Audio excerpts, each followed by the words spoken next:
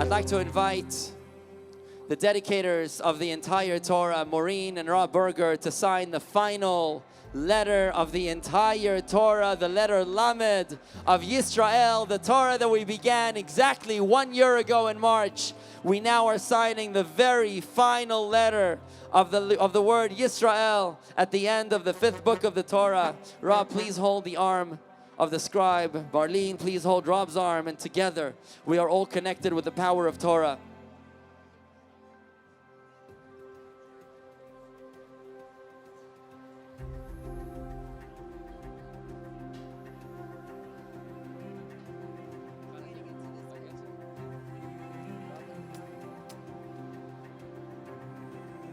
This is it, folks. The Torah that we received from Mount Sinai 3,335 years ago has just been completed in this holy and awesome moment only through the actions, the contributions, the devotion, and the passion of every single member of this community.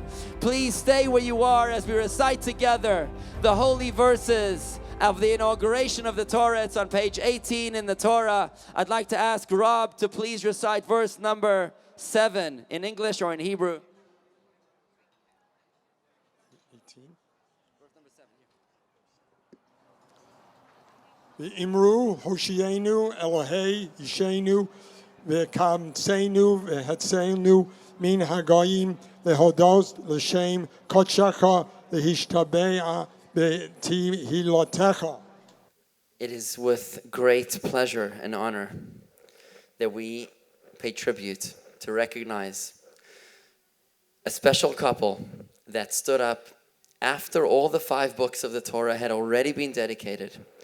It was this special couple that contacted us from Chicago, Illinois on a Friday morning on Zoom. Remember those days when we had Zoom? And there they were, Rob and Maureen sat in front of the Zoom screen and said to me something that made me literally fall off my chair. With the pictures of their parents behind them, of Rob and Maureen's parents, Helen and Harry Berger, Sarah and William Fryer, and a picture of their 8 grandchildren, children and grandchildren behind them. They said to me that there is no value more important to them than Lador Vador, from generation to generation. Rob and Maureen Berger felt that there was no greater manifestation of their family values than dedicating our community Torah, than underwriting this extraordinary community Torah here for our shul at the Chabad of Palm Beach Gardens. Rob and Maureen are a role model for retirees. With their love of Torah, Rob attends the daily minyan, and we all know that couldn't ever happen without Maureen's encouragement and support. Devoting his free time to deepen his faith in an immersive Jewish experience, all with love, with joy, and always with a joke. It gives us great pleasure to call upon Rob and Maureen Berger to please accept the first award of tonight's evening, underwriting tonight's Sefer Torah for a safer world. Will you read it? Watch your step. It's an obstacle course. Okay, so here. Chabad of Palm Beach Gardens, Sefer Torah for a Safer World, lovingly dedicated by Maureen and Robert Berger in memory of Helen and Harry Berger, Sarah and William Fryer, and in honor of Natalie, Matthew, Samantha, and Andrew Brenner, Emily, Jason, Ellie, and Audrey Keith. A piece of our very Torah scroll. Rob and Maureen, it's all yours. Come on the other side and with your picture. Go on the other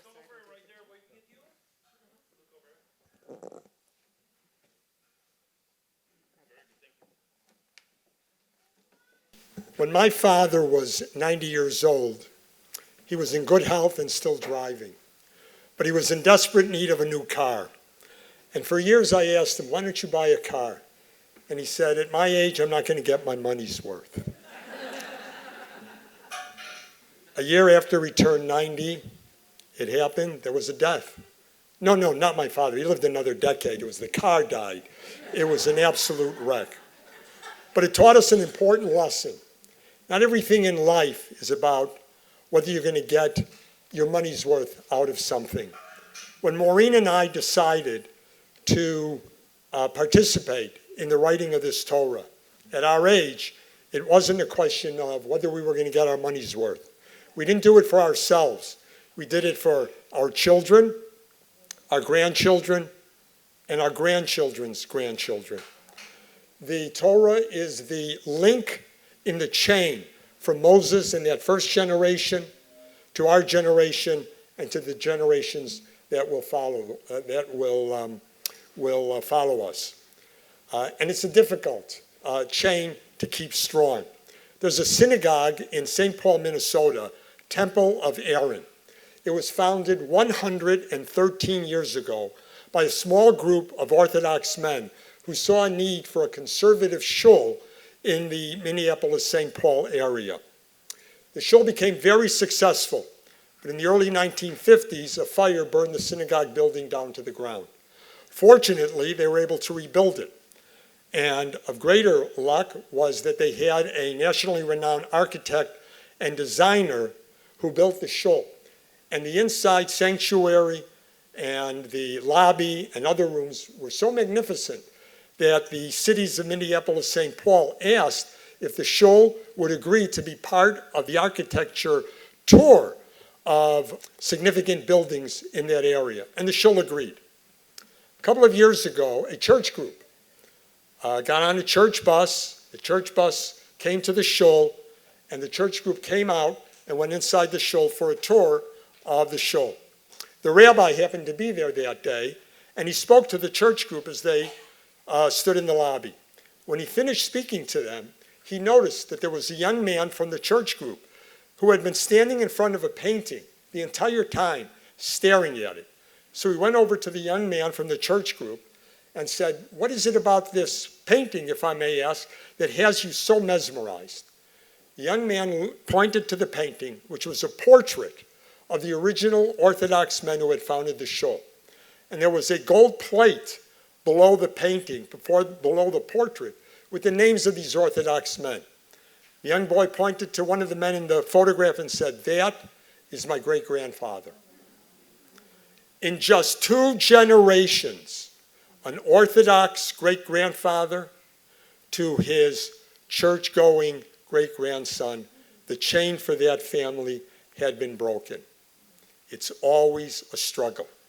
And anything that we can do to try to keep the chain together, like writing a new Torah, gives us a better chance at keeping the chain strong and having it continue. The struggle is not new. There's always been a struggle. Take Tevye in Fiddler on the Roof. We all know the story. The poor milkman struggling in early 20th century Tsarist Russia to survive, to feed his family. And on one particular day, when things are particularly bad, he looks up and says, "If only I were rich, maybe things would be easier." And in the song, "If I Were a Rich Man," he sings about what he would do. He would have a big house. He would have servants. He would have material possessions. But it's the last verse of that song, which has always been very meaningful to me, and which I think is even more meaningful to us all here today. I was going to read that verse, but Marty Knopf asked me this morning if I was singing tonight. All right, Marty, I'm going to sing. "If I were rich, I'd have the time that I lack to sit in the synagogue and pray, and maybe have a seat by the eastern wall. And I discuss the holy books with the learned men several hours every day. That would be the sweetest thing of all." That would be the sweetest thing of all. Not the material possessions, the holy books. And what could be more holy than the Sefer Torah? Ladies and gentlemen, thank you for your generosity. Thank you for your contributions. Thank you for your participation in making this a reality. And Maureen and I have a prayer for all of us and for you. It is our prayer and our hope that 100 years from today, when our great-grandchildren get off of a bus in Palm Beach Gardens or out of an airplane, or more likely a self-driving car, and they walk into the Chabad, it won't be to look at a portrait of a long since dead relative. It'll be to look at the Sefer Torah that their great-grandparents dedicated today, to read from that Torah, to have an aliyah from that Torah. And if that happens, that will be the sweetest thing of all. Thank you very much. And if you will allow me one quick plug, there is no better gift for a life cycle event, whether it's a wedding, a bar mitzvah, or to memorialize someone who has passed, or a friend, or someone who is sick, than to give that person a piece of the Torah. And the rabbi will meet with you. He'll spend time with you to find the exact portion that fits that special event. So please keep that in mind. This isn't the end. There are verses and parshas that are still available, and the rabbi will work with you to find something that's appropriate. Thank you very much. When we found out that they were donating when we found out that they were writing the Torah for Chabad, Maureen and I talked, and we agreed that that would be something that we would like to do, not for us, but for our children, our grandchildren, and our grandchildren's grandchildren. And we are very happy that we did it, and we love the way the Torah turned out. In 100 years, hopefully, some of our great-grandchildren will come here and see the Torah that we dedicated. Or better yet, it won't be here. They'll come to a bigger Chabad of Palm Beach Gardens that we built. The rabbi is like a magnet. The minute he comes close to someone, they are drawn to him and drawn to Chana. They are warm, they are welcoming, they are understanding, they're passionate, and it's very hard not to be excited when you're in the rabbi and Chana's presence. And their children. I love going to Shabbat services and watching his family and Label's family.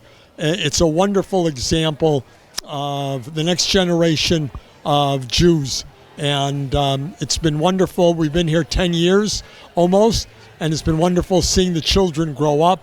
And we just love every minute that we're here.